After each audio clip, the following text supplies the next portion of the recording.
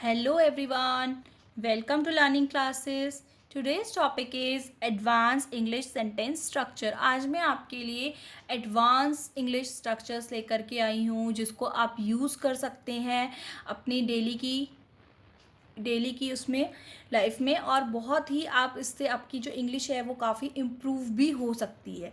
ठीक है फ्रेंड्स, इनको क्या होता है, इसमें कोई ऐसा बेसिक रूल नहीं होता कि आपको ऐसा ही याद करना है। आपको स्ट्रक्चर्स पता होने चाहिए कि स्ट्रक्चर क्या है, उनका मीनिंग क्या है, प्लस आप उसके साथ अपनी बात जो है आगे जोड़ करके उसको बता सकते हैं कि आपको जो भी अपनी बात बतानी है। ठीक है, इसके लिए हमें छोटे छोटे स्ट्रक्चर्स होते हैं जिनको अपने माइंड में सेट करना है। इसका रूल क्या है, डेली के आप अगर दो स्ट्रक्चर्स भी लर्न करते हैं तो आप बहुत सारा एडवांस इंग्लिश स्ट्रक्चर्स सीख सकते हैं। आपकी इंग्लिश इससे सुनने में फ्लुएंट हो जाएगी, काफ़ी अच्छा आपको भी लगेगा और सामने वाले सुनने वाले को भी लगेगा कि आप बहुत अच्छे से अपने को बता पा रहे हैं। ठीक है फ्रेंड्स, तो first is in the heart of hearts. In the heart of hearts हम कहते हैं जब हम कोई बात होती है ना कि हम कहते हैं अरे ये तो मन ही मन में मैंने सोचा था, अरे ये तो वो मन ही मन में कह रहा था, तो उस केस में हम कहते हैं in the heart of hearts, यानी कि मन ही मन में या दिल ही दिल में मेरी कोई बात चल रही होती है और वो हो जाती है, तो वो चीज़ हम कहते हैं in the heart of hearts, यानी कि मन ही मन में। तो ठीक है, in the heart of hearts के साथ कंटिन्यू करके आप अपना जो है सेंटेंस बना सकते हैं। जैसे एग्जाम्पल्स भी हैं इसमें, I didn't want to believe it, मैं इस बात पे विश्वास नहीं कर रही थी, but in my heart of heart I know that it was true, पर मेरे दिल ही दिल में मैं जानती थी या मन ही मन में मैं जानती थी कि ये बात सच है। ठीक है, in the heart of hearts, तो इन माई हार्ट ऑफ हार्ट यानी कि दिल दिल में मेरे को पता था कि ये बात सच है मन ही मन में। Second is at the behest of someone. At the behest of someone हम कहते हैं किसी के कहने पर, अरे किसी के कहने पर तो ऐसा नहीं किया, या अरे मेरे कहने पर, या किसी के कहने पर पे हमें जब कुछ बात अपनी लगानी होती है तो हम कहते हैं at the behest of someone. At the behest of someone, I am doing this work at the behest of my mother. तो समवन की जगह आप यहाँ पे वो व्यक्ति लगा देंगे जिसके कहने पर आप कर रहे हो, या अपने पे लगा रहे हो, या जिस भी व्यक्ति का है तो वो, जैसे कि यहाँ पे क्या है, बिहेस्ट ऑफ माई मदर, कि मैं यह काम कर रही हूँ at the behest of my mother, यानी कि अपनी मदर के कहने पर मैं ये काम कर रही हूँ। ठीक है, नेक्स्ट इज सम टाइम और द अदर। कभी ना कभी, अरे कभी ना कभी तो ऐसा हुआ होगा, अरे कभी ना कभी तो ऐसा होगा, अरे कभी ना कभी तो ये होगा। तो जब हम इस तरह से यूज़ करते हैं ना कभी ना कभी वाला वर्ड, तो हम कहते हैं सम टाइम और द अदर, कभी ना कभी, यानी कि टाइम से रिलेटेड कभी ना कभी, है ना, हम टाइम से रिलेटेड कहना कभी हुआ होगा या कभी हुआ हो ऐसा, या आगे हो, तो उस केस में जैसे कि your sister will know the truth some time और द अदर, तुम्हारी सिस्टर को जो है ट्रुथ पता चल जाएगा, सच्चाई पता चल जाएगी, कभी ना कभी तो पता चली जाएगी, तो उसके लिए हमने कहा सम टाइम और द अदर, यानी कि कभी ना कभी तो जानेगी ही। Next is the surprising thing is that. हम the surprising thing is that जैसे एडवांस स्ट्रक्चर यूज़ करते हैं जब हम कहते हैं अरे हैरानी की बात तो यह है, या हम मैं तो बहुत इससे हैरान हो गया बात से, तो उस चीज़ में हम कहते हैं the surprising thing is that, the surprising thing is that.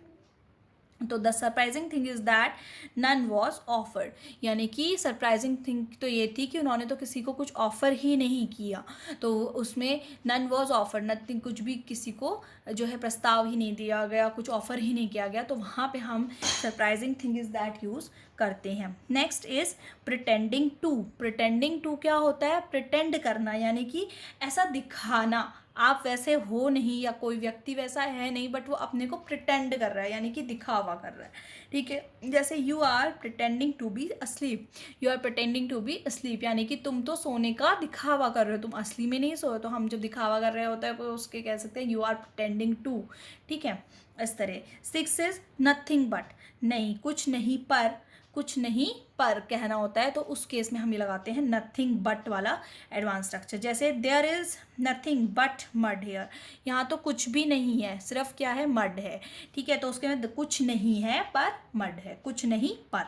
ठीक है, जय listen nothing but song, nothing but, जय ने कुछ नहीं सुना बट क्या सुना, सॉन्ग सुना। ठीक है, next is if this goes on, अगर ऐसा होता रहा तो, या अगर ऐसा चलता रहा तो, अगर ये चीज़ होती रही तो उस केस में हम कहेंगे इफ़ दिस गोज़ ऑन, यानी कि अगर ऐसा चलता रहा। जैसे कि if this goes on we will not talk to her, अगर ऐसा चलता रहा तो हम तो उससे बात नहीं करेंगे, अगर ऐसा चलता रहा तो वो यहाँ नहीं आएगी, then she will not come here, तो उस केस में हम लगाते हैं ऐसा चलता रहा तो इसमें जो मोस्टली फ्यूचर टेंस की ही आप बात कर रहे होते हो कि अगर, क्योंकि ऐसा पास्ट में तो नहीं कहेंगे ना, अगर ऐसा चलता रहा तो ऐसा होगा, यानी कि फ्यूचर टेंस आप किसमें यूज़ करते हो। If this goes on we will not be able to complete our work on time, अगर ऐसा चलता रहा तो हम तो अपना काम समय पे ख़त्म ही नहीं कर पाएंगे, तो इस केस में आप कह सकते हो। एट्थ इज इजेंट इट, यानी कि जब हमें आदत होती है ना कहने की लास्ट में, अरे ऐसा है ना, बारिश हो रही है ना, तुम कल आओगे है ना, आप वहाँ जा रहे हो है ना, तो है ना हम कई बार यूज़ करते हैं तो लास्ट में कि अरे है ना क्वेश्चन टाइप पूछने का या कहने का कई योग की एक अंदाज होता है, बात करने का तरीका होता है, तो उसमें तो उसकी जगह इंग्लिश में बोलते हैं इजेंट इट। ठीक है, जैसे इट्स वेरी हॉट टुडे, आज बहुत गर्मी है, इजेंट इट, है ना। तो next is modern technology is amazing, isn't it, modern technology amazing है, इजेंट इट, है ना। तो है ना हम पूछ रहे हो तो वहाँ पे क्या करेंगे, इजेंट इट। ठीक है, ninth is second to none, second to none का मतलब होता है कोई, मतलब ये जो है किसी से कम नहीं है। ठीक है, कोई किसी से कम नहीं है के संदर्भ में हम यूज़ करते हैं सेकंड टू नन, तो आप वहाँ पे अपना स्ट्रक्चर क्या यूज़ करेंगे, सेकंड टू नन। जैसे कि her voice is second to none, उसकी आवाज़ किसी से कम नहीं है, यानी कि किसी से कम नहीं है, तो उस केस में सेकंड टू नन, यानी कि किसी से कम ना होना।